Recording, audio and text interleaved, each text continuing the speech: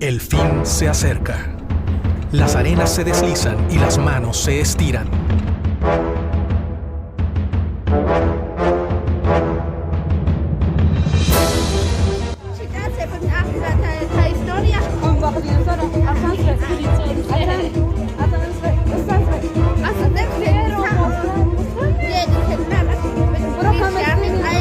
La gente debe prestar atención y actuar.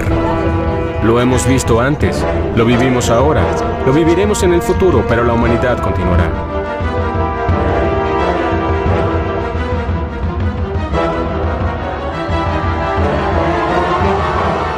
Normalmente esto sucede por la falta de educación en la casa de donde vienen.